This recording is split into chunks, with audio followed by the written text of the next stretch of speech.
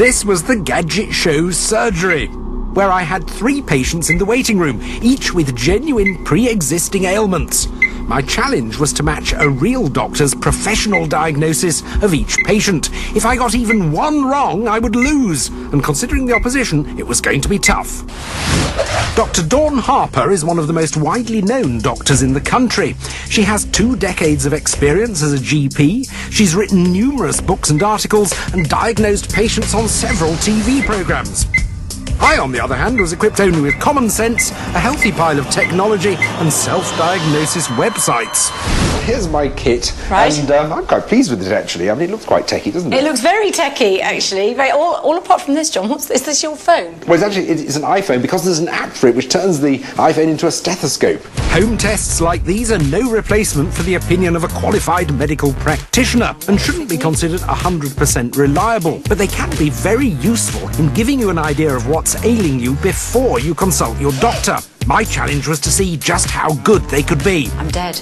We had our own consultation room each, and Dr. Dawn was up first with patient number 1. Good morning, Doctor. Good morning. I hope you're well and your family. Very good. Come and take a seat. Now, what can I do for you? Well, I haven't been feeling well. I've had a funny head, and I've had dizzy spells occasionally.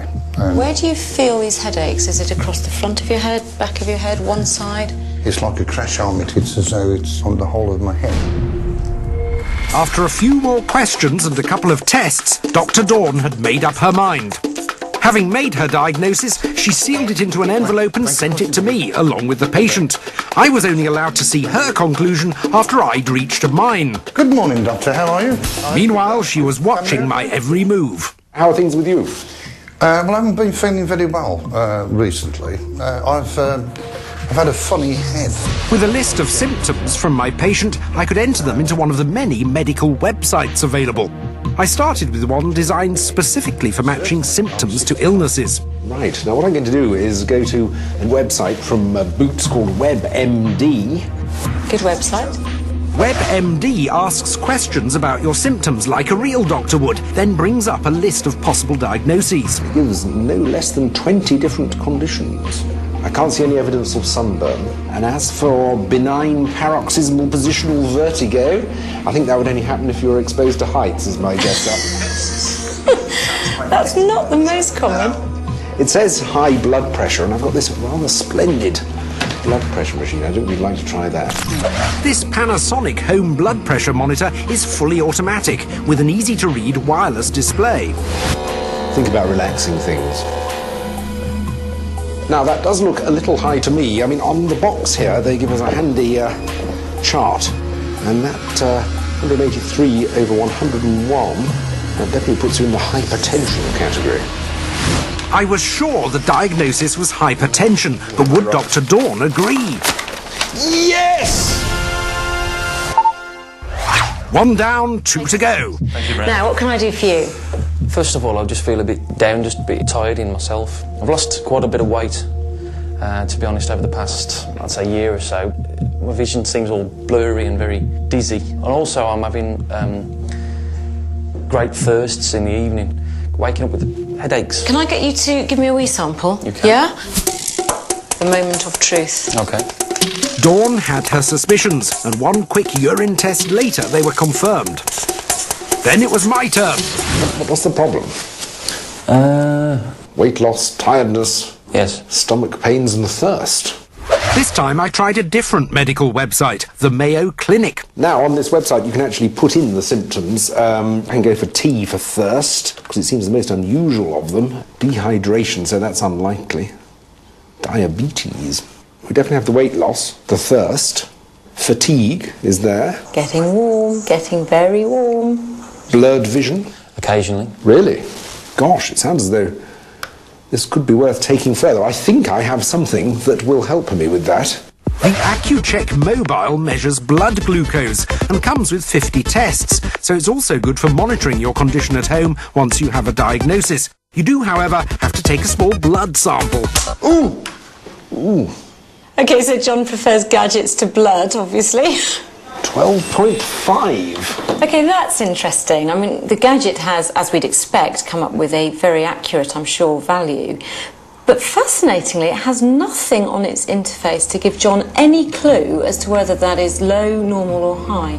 So it was back to the Mayo Clinic website, which did help me analyse the results. 11.1 millimoles per litre or higher on a random blood sugar test, which I guess this is a random test, suggests diabetes. So I'm afraid I have to tell you, we've got diabetes. But was I right? Hey! Diabetes! Well, I shouldn't sound so pleased about that, should I? My bedside manner might be a little off, but I was only one patient away from victory. Come and take a seat. Now, what can I do for you? Having a few problems with my breathing. Are you coughing? Are you... Yeah, coughing to get my breath, to try and get some oxygen. And do you feel like are you wheezing? Wheezing, yeah. Okay, yeah. all right. Did you have eczema when you were little? Eczema and hay fever, and I still get a little bit, especially in the summer. So I'll tell you now, he'll get this on the computer. He'll get this with one word. But was Dawn's confidence justified? Now, what seems to be the problem?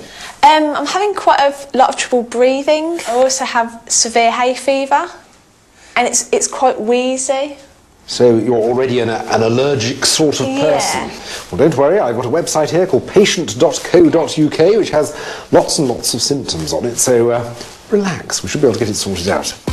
Patient UK is used by real doctors to provide information for patients, so I was confident it would come up trumps for me.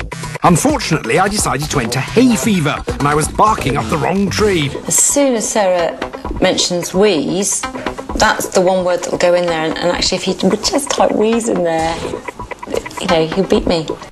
I suspected she might have more undiagnosed allergies, but I only had testing kit for general allergies or ones she already knew she had, so that wouldn't get us any further. The only other thing I've got in my armoury that might help is this sort of puff test meter, which we could just check that your lungs are all in perfect puff order. The digital peak flow meter measures how hard and how quickly you blow air out of your lungs.